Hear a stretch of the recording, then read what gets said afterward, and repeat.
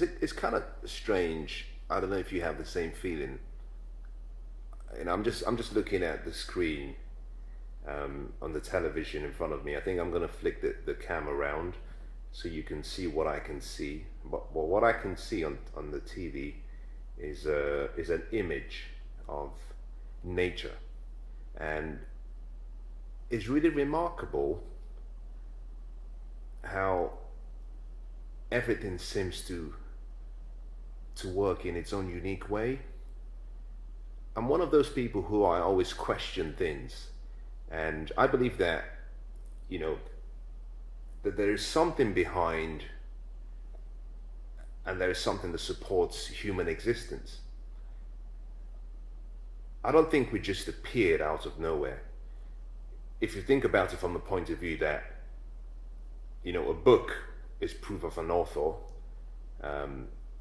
A song, the songs you enjoy, you like singing, or you play, the beats you like, has been produced by an artist. So the song or the music is proof that an artist or a musician produced that piece of material or piece of art. In the same way, you might have a building is proof that there was an architect, an engineer, and a contractor. And a painting itself, if you've gone to any art gallery, a painting is proof, and verifies the fact that an artist painted it. If you look at the likes of Da Vinci's material or work, or Michelangelo, if you've ever been to the Sistine Chapel, which I suggest you actually, you know, try and go to if you can. But all of these, you know, are in a way proof that something created them. And I'm here in the living room just looking at a really beautiful photograph of nature. I'm going to flip this around just very quickly so you can see. I don't know if you can see the screen. Can you see the screen? And that's it's like kind of like a mountain, and you can see the green. But if you can see the heavens, if you can see the sky, and you can see the contrasting colors, you know, you go from having green to beautiful blue with the clouds, and you then have this landscape. And my question really is, you know, who made it? Who made it? Now, I don't know if you can see.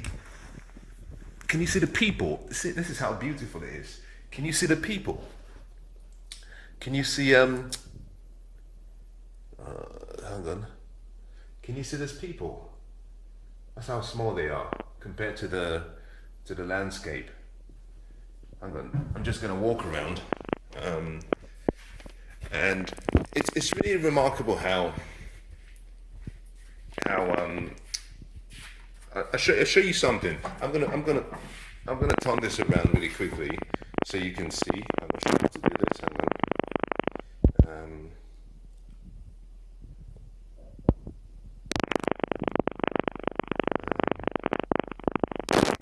I don't know how to work it.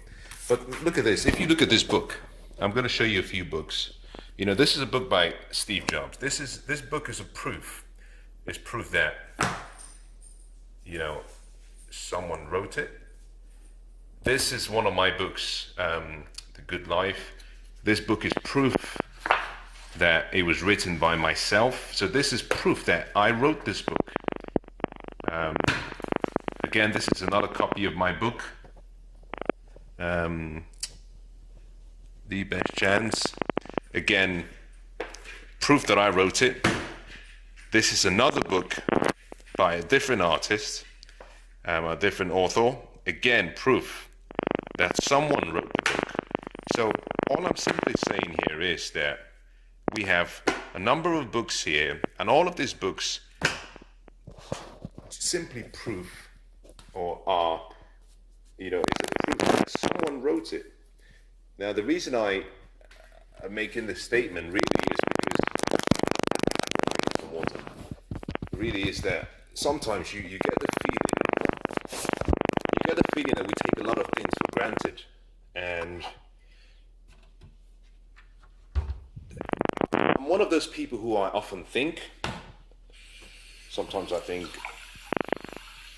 about things that don't really matter, and sometimes I think about things that do, things that do matter. And what I was doing this evening, I was just hanging out, listening to a video, and it kind of struck me that, now look at this. Now check this out.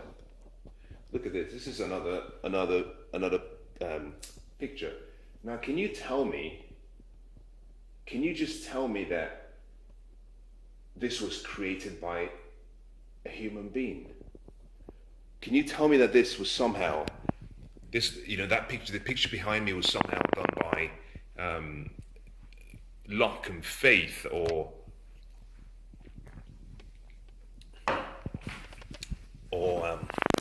chance? I don't think so. I don't really think so. I actually believe that, and I respect people's beliefs. I really respect people's beliefs. But there is a saying that men of the sea think very differently to men of the land. My friend, he can sail. I have a friend of mine who sails. He has a really nice boat, a yacht, and he has a completely different view about life. And he makes a statement which really is that when you're on the sea, you don't think like the people on the land think. When you're on the land, like we are now, if you're listening to this, perhaps you're on the land. And by land, I don't mean in terms of you being on the ground. I mean in relation to you being either in a building, but you are on earth. You can walk out and you can touch the ground. You can touch Mother Nature. You're like, yeah, I got the ground in front of me. But when you're on the sea, the forces of nature are all you have. If something goes wrong, the forces of nature are all you have.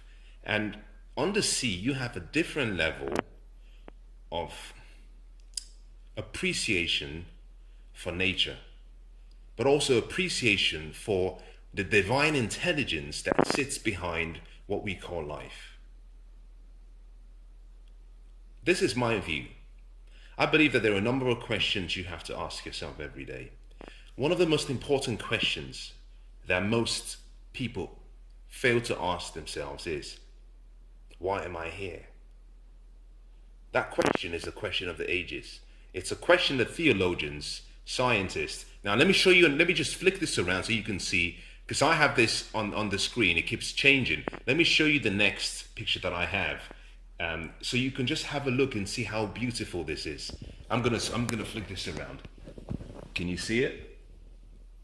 I'm gonna move closer, see if you can see it. Can you see it? Can you see it?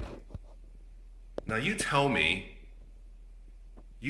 how that this, in some way, was created by man. It wasn't. It wasn't.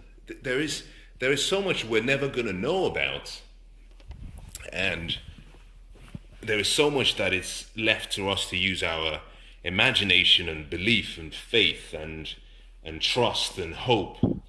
But going back to the comment I was making about questions, is one of the most important questions we have to ask ourselves is, why are we here? There has to be a reason. The same way that a book, I just showed you a couple of books on the table, the same way those books are proof that an author wrote those books, and the same way that a painting, I'm going to flick this up, can you see the painting? Can you see the painting on the wall? You see the painting on the wall is proof. The paintings are proof that an artist painted them. I'm looking around to see what else we have. The TV is proof, the television set is proof that it was manufactured by someone. That is proof that there was a manufacturer behind the production. I believe that in the same way that we as human beings, and we are what I call the crown, we are at the highest level of creativity, of creation. Everything that exists in the world sits below human beings. That the human life is the highest level of creativity. If you study human beings, and if you've studied, just the way the human body interacts with each other and how it functions, you come to the realization that what you have as your body is not just flesh, that it's almost the most intelligent system. And just remember this, that body I'm referring to contains your heart, contains your mind. And so I believe actually that there is something much bigger than what we consider to be life. But going back to the question about why am I here, I believe there are two other questions that support and help you understand life much better. The question, why am I here, is a question about purpose. Purpose is the original reason why something was made, is the intent behind the creation of something. That is purpose. And everything that was made for a purpose. And everything that exists has a purpose. I'm going to flick around. The light in here is not really bright, and that's because before I started talking to you, I wanted to have a relatively kind of cool and dull environment and atmosphere, so I haven't put on the lights, and it's quite late. But if I flick this around, let's just flick around. Can you see that lampstand? That lampstand is proof that it was made for a purpose. You see the candle stand at the far end, that is proof that it was made for a purpose. You flick around, we have the fireplace and the television set. Television was made for a purpose. The fire was made for a purpose, to keep the house warm, using the likes of either pellets or using normal, what do you call it? Sticks, etc. I don't know it skips me right now. But the point I'm making really is that everything is made for a purpose, and everything that is made has a purpose for which it was made. The other two questions that support the question about purpose is, if I'm here for a reason, or if I'm here, then I must have come from somewhere. I must have come from somewhere. A painting, whilst it's proof of an author, is also proof that it came from somewhere, and it came from the thoughts and the ideas of the artist. So we have to have come from somewhere. Sorry, I'm just ranting now, but we have to have come from somewhere. So the question, where am I from, or where have I come from, is the question we all have to ask ourselves. We all have to ask that question. And connected to that question is knowing that I'm here for a reason, and knowing that I've come from somewhere, there is almost a connection that says you're going somewhere then, because we know for certain that we have a finite life on earth. It's interesting, I'm going to say this now. Some people might relate to this, some may not. If you travel a lot, and you travel across continents or across countries, something unique happens. If you're within the European Union, it's a lot easier to travel easily. You're not really bothered, you're not really troubled. But if you're American and you're traveling going out from the United States to maybe Africa, coming into Europe, going to Asia, or if you are European and you're going into the United States, Canada, or Africa, or Asia, wherever you're traveling across continents, something interesting happens. You always get stopped by the immigration team at the airport, and they ask you a number of questions. Some questions might be, how long are you here for? I like traveling through airports, and I always get stopped for various reasons. One, I'm going through immigration, so I have to get stopped. We all have to get stopped. But that is a unique experience, because it's a time not just to identify yourself to the authorities or to the people in the border control department, but it's a time of reflection. Because the questions they ask you are really questions of life. And I've been through places where they stop me and they say, "Who are you?" Now they have my passport, yes, but they still ask the question, "Who are you?" Which is identify yourself. Very few people can identify themselves. Very few. And when I mean identity, I'm not really referring to your name and where you were born. I'm talking beyond that. But they ask you a series of questions. Some might ask you, where are you from? Where have you come from? And in some cases, I traveled a few days ago. In some cases, I end up saying, yes, I've just come from London. I traveled via the EasyJet flight, or I traveled via Ryanair, or I traveled via British Airways. It depends on where I'm going to. But something interesting happens. They ask you, where have you come from? Number one. They ask you, how long are you going to be here for? Now you might say, I'm here for business, I'm here for a week, or I'm here for leisure, I'm here for the weekend. But they ask you, how long are you going to be here for? It's a really important question. Where are you from? How long are you going to be here for? And sometimes they ask you, who are you? And I think in some instances, we all have to stop and ask ourselves the same question. And the reason is because the answers to those questions change our focus. Whatever you focus on controls your feeling. Your feeling will control what you do. What you do shapes your destiny. So to change your destiny, change your focus. To change your focus, change what you see here, or the questions you ask yourself. Questions are powerful. Why are you here? How long are you here for? And in some cases, they might even ask you, where are you going? Because in some cases, you might be in transit to a different destination, or you could actually be in that country or location for various specific personal or business related activities. Now, I've kind of gone on beyond what I was supposed to be talking about, but what struck me really was, I was looking at the pictures on the television, and I saw a picture that was so beautiful.